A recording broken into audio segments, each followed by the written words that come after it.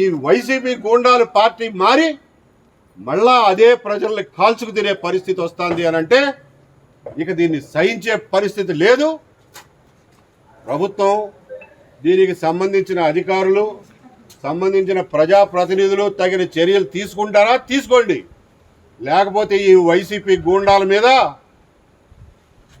మహిళలే చాటలు, చెప్పులు, చీపుళ్ళు పట్టుకుని ఎగబడాల్సి వచ్చే పరిస్థితి వస్తుందని చెప్పి హెచ్చరిస్తున్నాం. కష్టపడి ఎన్నో దుర్మార్గాలను సహించి, ఎంతో అణచివేతను సహించి 5 సంవత్సరాలు ప్రాణాలు ఒగ్గబట్టుకుని కష్టపడి ప్రభుత్వాన్ని మార్చుకుంటే మళ్ళా అదే వైసీపీ గూండాలు పార్టీ మారి ప్రజల మీద స్వైర విహారం చేస్తాంటే, అచ్చోసిన ఆంబోతుల్లాగా మీదకు వస్తాంటే చూస్తూ ఊరుకునే పరిస్థితి లేదని చెప్పి ఒక గ్రామస్తుడిగా ఆమెకు జరిగిన అన్యాయాన్ని చూసి సహించలేక ఈ రోజున మండల ఆఫీస్కి, వెలుగు ఆఫీస్కి వచ్చి దీని గురించి రిప్రజెంటేషన్ చేసి పత్రికాముఖంగా అందరికీ తెలియజేస్తాం. పార్టీ మారినంత మాత్రాన ఆంబోతులేమి ఆవులైపోవు.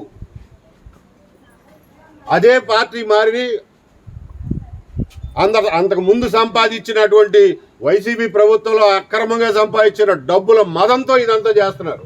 వాళ్ళకి పని పాట లేదు. తెల్లారితే బ్రోకరిజం, తెల్లారితే పైరవీలు, తెల్లారితే డబ్బు సంపాదన, అంతకు మించి ఏ పని లేదు వాళ్ళకి.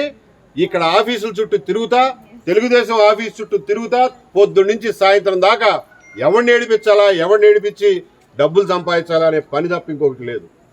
వీళ్ళని గుర్తించి గమనించి తెలుగుదేశం పార్టీ కూడా చర్యలు తీసుకోవాలని చెప్పి నేను కోరుతున్నా. లేనినాడు ప్రజలు, అన్యాయానికి గురవుతున్నటువంటి ప్రజలు వాళ్ళంతటా వాళ్లే చర్యలు తీసుకోవాలనే పరిస్థితి వస్తుందని కూడా చెప్తున్నా. ఎందుకంటే 5 సంవత్సరాల తర్వాత ఇంకా ఈ వైసీపీ గూండాలని సహించే పరిస్థితి అయితే ఆ ఓపిక మాలో లేదు. ఇప్పుడు చెప్పారు కదా, వైసీపీ గూండాలు పార్టీ మరి టీడీపీలోకి వచ్చారు. వాళ్ళకి మొత్తం పెత్తనం, మొత్తం అన్ని శాఖల మీద, అన్ని గవర్నమెంట్ డిపార్ట్మెంట్ల దగ్గర వాళ్ళదే పెత్తనం నడుస్తా ఉంది.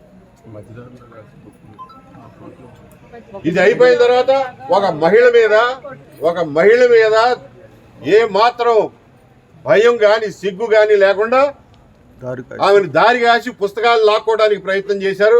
దాని మీద కంప్లైంట్ ఇస్తే దీని మీద ఏం చర్యలు తీసుకున్నారో వాళ్ళ పోలీస్ స్టేషన్కి పోయి కూడా అడగడానికి నిశ్చయించుకున్నాం. అలాగే వీళ్ళని ఆటోలో తీసుకొచ్చినందుకు ఒక ఆటో డ్రైవర్ని పట్టుకుని కొడితే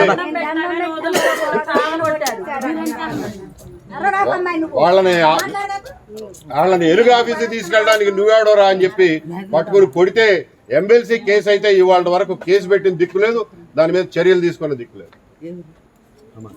వీటన్నిటి మీద కూడా పోలీస్ డిపార్ట్మెంట్లు కూడా ఇవాళ వెళ్ళి వాళ్ళ కేసుల పరిస్థితి ఏంటి అనేది అడగడానికి కూడా వెళ్తున్నాం. ఈ వెలుగు ఆఫీసులో జరిగినటువంటి ఒత్తిళ్లు, ఎవరి ఒత్తిడి వల్ల ఒక బుక్ కీపర్ని అన్యాయంగా తీసేయడానికి ప్రయత్నం చేశారో వాళ్లే సమాధానం చెప్పాలి. అటువంటిది ఏదైనా జరిగితే మాత్రం తదుపరి ఏం చేయాలో అది చేస్తామని చెప్పి కూడా చెప్తున్నాం. సార్, ఈ విధమైన పార్టీకి చెడ్డ పేరు చేస్తున్నారు కాబట్టి మంత్రి గారి దృష్టికి తీసుకెళ్తారా, లేదంటే అధిష్టానం దృష్టికి వెళ్ళి పేర్లు మీడియా ద్వారా చెప్తున్నాను, మంత్రి గారి దృష్టికి వెళ్తుందనే ఆశిస్తున్నాను. పేర్లు ఏమని చెప్తారండి? వైసీపీ గుండాలు ఉన్నాయి, ఇందులో ఉన్నాయి పేర్లు. కలగర శివసాయి ఇటన్నిటికీ ముఠాకి నాయకుడు. వాళ్ళు వెనకాల ఉండే పెత్తందారులు ఉన్నారు.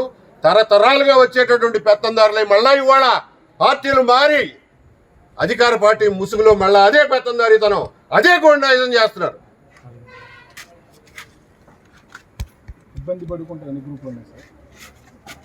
ఇబ్బంది అని చెప్పిన గ్రూపులు 9 గ్రూపుల వాళ్ళు కంప్లైంట్ చేశారు. అందులో 4 గ్రూపులు డిఫాల్టర్ గ్రూపులు, మిగిలిన 5గురిని కూడా బలవంతాన సంతకాలు పెట్టించారని చెప్పి వాళ్ళు చెప్తున్నారు. వాళ్ళ మీద సరైన విచారణ జరిపితే వాళ్ళు ఏం జరిగిందో చెప్తారు. Okay, thank you. Thank you.